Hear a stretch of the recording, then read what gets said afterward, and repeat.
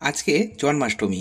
জন্মাষ্টমীতে আমরা গোপালকে কিন্তু বিভিন্ন রকম খাবার দাবার বানিয়ে ভোগ হিসেবে নিবেদন করে থাকি। আর আজকে যাদের বাড়িতে পুজো হয় তাদের তো আজকে ভীষণই ব্যস্ততা, আমরা সকলেই জানি যাদের বাড়িতে আমাদের পুজো হয়। তো এই ব্যস্ততার মধ্যেও যদি আপনাদের ইচ্ছে হয়, আপনারা এইভাবে নিজেদের হাতে করে সন্দেশ বানিয়ে বা প্যাড়া বানিয়ে ভগবানকে নিবেদন করতে পারেন। এই প্যাড়াটা কিন্তু ইনস্ট্যান্ট প্যাড়া বানাবো। এটা কিন্তু বানাতে খুব একটা সময় একেবারেই লাগে না, খুব চটজলদি ঝটপট তৈরি হয়ে যায়। আর কিভাবে তৈরি করব তাহলে চলুন দেখে নেওয়া যাক আজকে ভিডিওটাতেই। প্রথমে আমি গ্যাস বার্নার অন করে নিলাম। প্রথমে আমি একটা ক্যারামেল মিল্ক তৈরি করব। ক্যারামেল মিল্ক তৈরি করে নেব। তার জন্য দিয়ে দিলাম একটা নির্দিষ্ট গ্লাস মেপে 1 গ্লাস পরিমাণ চিনি, আর ওই একই গ্লাস মেপে দিয়ে দিলাম হাফ গ্লাস জল। জলের পরিমাণ খুব বেশি ব্যবহার করবেন না, তাহলে আবার বেশি পাতলা হয়ে যাবে এই ক্যারামেল সসটা। যাই হোক, আমাদের চিনিটাকে কিন্তু হাই ফ্লেমে গলিয়ে নিতে হবে।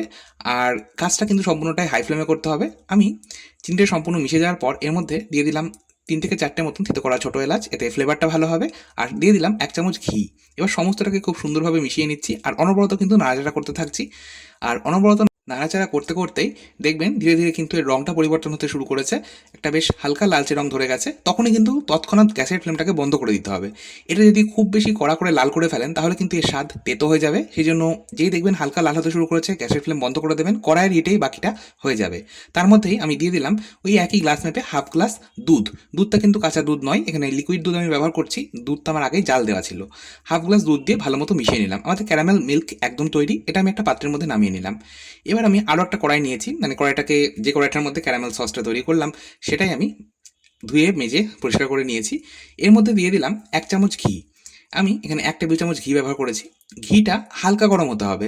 ঘি কিন্তু খুব বেশি গরম হয়ে গেলে এই যে মিল্ক পাউডারটা আমরা ব্যবহার করবো সেটা পুড়ে যাবে। ঘিটা হালকা গরম হয়ে গেলেই এর মধ্যে আমি দিয়ে দিলাম যে গ্লাস মেপে চিনি নিয়েছিলাম সেই গ্লাস মেপে 1 গ্লাস পরিমাণ গুঁড়ো দুধ। গুঁড়ো দুধটা প্রথমে দিলাম, মানে দুটো ধাপে আমি ব্যবহার করব। 2 গ্লাস গুঁড়ো দুধ ব্যবহার করব, তার মধ্যে প্রথম 1 গ্লাস দিয়ে ভালো করে ঘিয়ের সাথে মিশিয়ে নিলাম। আর গ্যাসের ফ্লেমটা কিন্তু এই পর্যায়ে লোতেই রয়েছে। ভালো করে মিশিয়ে নেওয়ার পর আরও 1 গ্লাস গুঁড়ো দুধ দিয়ে দিলাম। 2 গ্লাস মিল্ক পাউডার দিয়ে দিলাম। আচ্ছা, এবার আমরা এটা অনবরত নাড়াচাড়া করব। গ্যাসের ফ্লেমটা কিন্তু একদম লোতে রাখতে হবে। ভুল করেও গ্যাসের ফ্লেম মিডিয়াম বা হাই ফ্লেমে একেবারেই রাখবেন না, তাহলে কিন্তু মিল্ক পাউডার পুড়ে যাবে। মিল্ক পাউডার খুব দ্রুত জ্বলে যায় বা পুড়ে যায়, সেই জন্য গ্যাসের ফ্লেমটা কিন্তু একদম নিভু আঁচে রাখতে হবে। আর একদম এই লো ফ্লেমে রেখেই কিন্তু আমাদের এটা মোটামুটি 5 থেকে 6 মিনিট অনবরত নাড়াচাড়া করতে হবে। মিল্ক পাউডার খুব দ্রুত জ্বলে যায় বা পুড়ে যায়, সেই জন্য কিন্তু আমাদের নাড়াচাড়া করা থামানো যাবে না, অনবরত নাড়াচাড়া করতে হবে।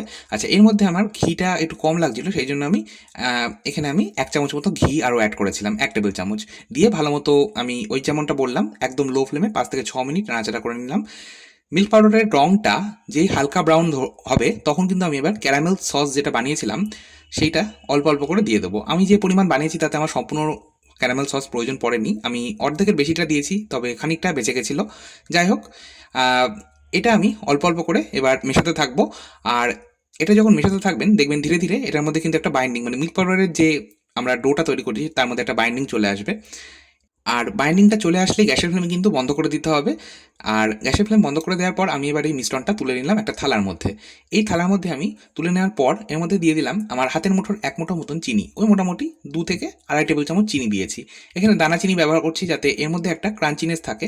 এই প্যারাতে একটা দানাদার ভাব থাকে, সেই দানাদার ভাবটা তৈরি করার জন্যই আমরা কিন্তু এখানে দানা চিনি ব্যবহার করছি। যদিও এটা যদি ট্র্যাডিশনালভাবে বানাতে হয় তাহলে কিন্তু এখানে চিনির গুঁড়া বা বুড়া ব্যবহার করা হয়ে থাকে। তবে আমরা গুঁড়া ব্যবহার করব না, যেহেতু এটা ইনস্ট্যান্ট বানাচ্ছি সেই জন্য দানা চিনি ব্যবহার করলাম। এবার দানা চিনিটাকে আমরা মিশিয়ে নিলাম। আর এবার আমি প্যারাগুলো গড়ে নেব। প্যারাগুলো ঠিক এইভাবেই করতে হবে যেমনভাবে আমি দেখাচ্ছি। প্রথমে হাতের মধ্যে অল্প করে নিতে হবে মিশ্রণটা, গোল করে পাকিয়ে নেওয়ার পর এবার হাত থেকে এইভাবে ঠিক একটু দূরত্ব রেখে থালার মধ্যে ছুঁড়ে ফেলবো। ঠিক যেভাবে দেখাচ্ছি ভিডিওতে সেইভাবে কিন্তু একটু ছুঁড়ে ফেলতে হবে, তাহলে প্যারার শেপটা খুব সুন্দর আসে। যাই হোক, এইভাবে আমি সমস্ত প্যারা গড়ে নিলাম।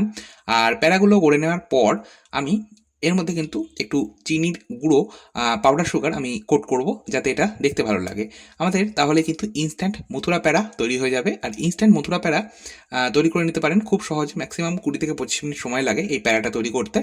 আপনারা আজকের দিনে, মানে জন্মাষ্টমীর দিনে আপনারা যদি ভগবানকে নিবেদন করতে চান তাহলে করতে পারেন। এছাড়াও সামনে গণেশ চতুর্থী আসছে, আপনারা তখনও কিন্তু গণপতি বাপ্পাকে এইভাবে মথুরা প্যাড়া বানিয়ে দিতে পারেন। মথুরা প্যাড়া আমাদের গোপালের কিন্তু ভীষণ পছন্দের এক মিষ্টান্ন বলা যেতে পারে। বৃন্দাবনে, বেনারসে এই সব তীর্থ স্থানে বা ধামগুলোতে কিন্তু প্রচুর পরিমাণে এই মথুরা প্যাড়া পাওয়াই যায়। যারা গেছেন তারা তো জানেনই এর স্বাদ কীরকম হয়।